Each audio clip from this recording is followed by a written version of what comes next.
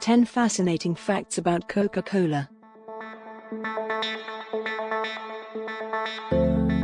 The original recipe for Coca-Cola didn't actually contain any cocaine. Some people aren't sure if this is a myth or a truth, but this one falls somewhere in the middle. Coca-Cola never used pure cocaine in their drinks, but they did use a lot of coca leaf. For every gallon of syrup, the recipe asked for 5 ounces of coca leaf. An estimated 9 milligrams of cocaine were included in each glass of Coca-Cola. For comparison, a typical dose of cocaine is between 50 and 75 milligrams. In any case, the entire structure was taken down in 1905. Coca-Cola now makes use of coca leaf extract that is free of cocaine. Unofficially, Coca-Cola is sold in every nation on the planet.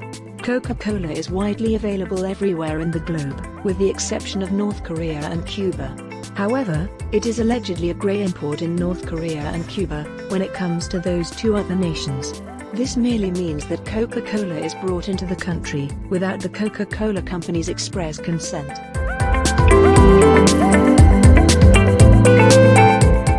For more than 70 years, a Coca-Cola glass cost 5 cents. A Coca-Cola glass or bottle cost only 5 cents from 1886 until 1959. Due to bottling agreements, advertising, vending machines, and a low rate of inflation, they were able to maintain their product at such a low price. The Coke Company's owner paid just $1 for the rights to bottle the beverage, a sum they never even received. This was due to Coke's misguided belief that bottling would never become popular, and the contract's lack of an expiration date.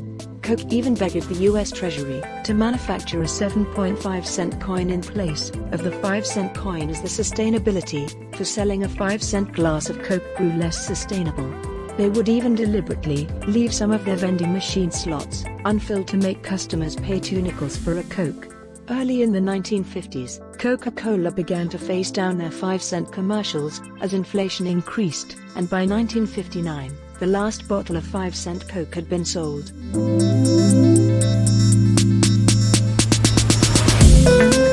Coca-Cola is flawlessly translated into Chinese.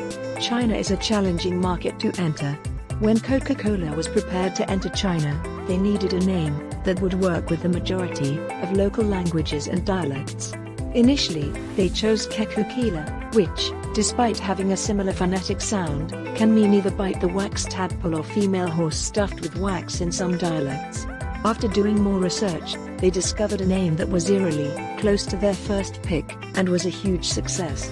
Few brands translate as well as this Coca-Cola translation does. Coca-Cola is now referred to as Kekukil in China, which translates to tasty fun.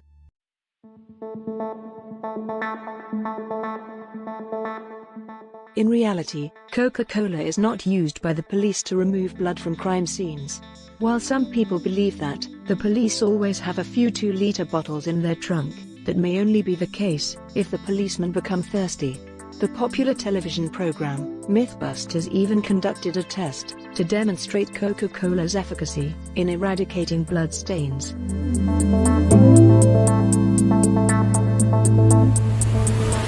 There are at least 16 different flavors of Coca-Cola. Many of these flavors are also offered in Coke Zero or Diet versions.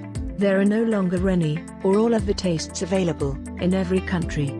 Products like New Coke, Coca-Cola Orange, and Coca-Cola Black, which had a coffee flavor, are some of the less popular and less popular varieties.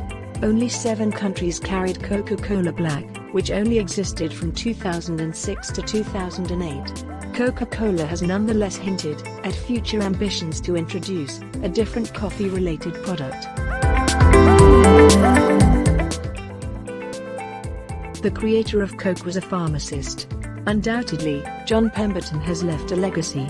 Pemberton was hurt in one of the final engagements of the Civil War, and while he was recovering, he became addicted to morphine. His first creation was an alcoholic concoction known as Pemberton's French wine coca, which was a concoction of coca, cola nut, and damiana. It was designed as a morphine substitute for pain relief. Coca-Cola was created as a non-alcoholic version of his previously sold wine coca, in an effort to create a more marketable product. Pemberton accidentally combined the basic syrup with carbonated water while trying several mixtures for his new non-alcoholic treatment. At this point, Pemberton made the choice to market his finished product as a soda rather than a medication.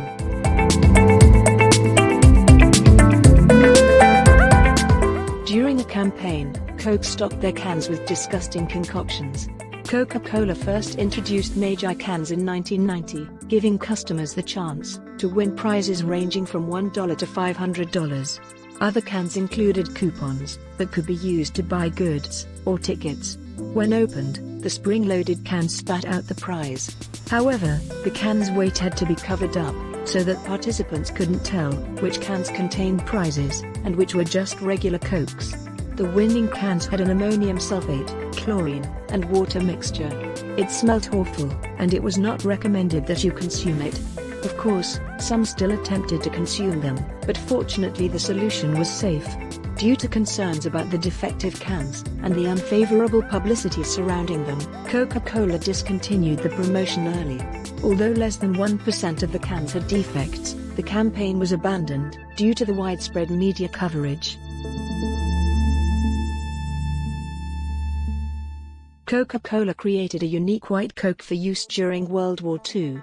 Coke developed bottling facilities close to Europe, so that soldiers could get a taste of home while they were on the front lines. However, because Coca-Cola has come to be associated with America, it could be troublesome for a non-American to be seen drinking it. As a representation of American imperialism, it was particularly problematic in the Soviet Union. Even though Marshal Zhukov, a well-known Soviet official, enjoyed the soda, he avoided drinking it in public. He successfully pleaded with Coca-Cola to create a clear version of the beverage. The coloring was removed from Coke by a chemist at the Austrian bottling facility. After that, it was put into bottles made of transparent glass, with a white top and a red star on it. Coca-Cola supplies were never stopped, despite the fact that it generally took weeks for officials to approve imports into a Soviet occupation zone.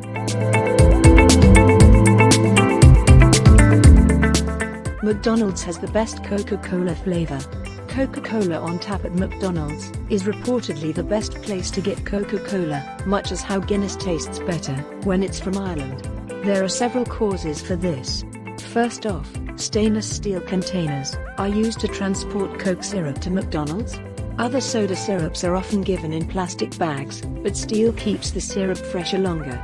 The carbonated water is maintained between 33 and 38 degrees while the syrup is kept circulating through cold, insulated tubes. There's no need to worry about your ice watering down your Coke, because the proportion of chilled Coke syrup to carbonated water is depending on how much ice melts in a drink over time.